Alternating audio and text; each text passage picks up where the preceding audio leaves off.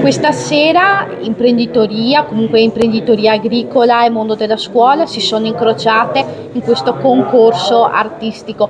Può spiegare brevemente in cosa è consistito e come vi è venuto in mente appunto di mettere in campo questa iniziativa? Allora, diciamo che 10 anni fa ci siamo posti il problema qui in azienda di come poter fare un'agricoltura sostenibile e quindi siamo partiti con una certificazione per la biodiversità, la quale ci dà una serie di dati tangibili per poter controllare il nostro lavoro. Un lavoro che noi facciamo regolarmente nei vigneti. E quindi cosa in pratica facciamo? Concimiamo con il letame, concimiamo con i fiori, perché seminiamo i fiori ogni anno e ad aprile li tagliamo quando sono alti 1,5 metri, non usiamo i diserbanti, non tagliamo mai l'erba nei vigneti sotto i 15 centimetri perché sotto questa misura non abbiamo i fiori per gli impollinatori. Poi abbiamo fatto altre cose in aggiunta, altri progetti come l'orto sinergico, quindi l'orto che lavora in sinergia i vegetali con i fiori attirano gli insetti positivi che uccidono gli afidi. Attorno a questo orto abbiamo costruito delle case per gli insetti, degli hotel degli insetti, dove gli insetti si riparano e si riproducono.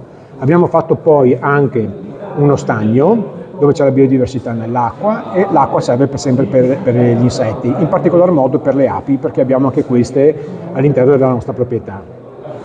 Poi 3 anni fa siamo diventati enoturismo, quindi le persone adesso ci vengono a fare visita, noi tutti quelli che vengono qui gli facciamo fare un giro e gli spieghiamo per cercare di sensibilizzare le persone alla biodiversità. Quindi questa è una cosa che noi ci teniamo molto. Altre cose che facciamo è lavorare con la scuola, in questo caso il progetto con il Bruno Munari, il liceo artistico Bruno Munari di Vittorio Veneto, dove per 5 anni i ragazzi di quarta design progetteranno delle case per gli insetti e ogni anno faremo una premiazione, ogni anno verrà premiato uno e verrà realizzato dentro la nostra proprietà, perché il nostro obiettivo è di costruire un museo di case per gli insetti. Quindi vi invitiamo tutti a venirci a visitare, non solo per degustare i vini, ma anche per vedere tutte queste opere. Grazie. Questa sera sono state premiate 3 studentesse. Brevemente, che cosa consiste questo premio?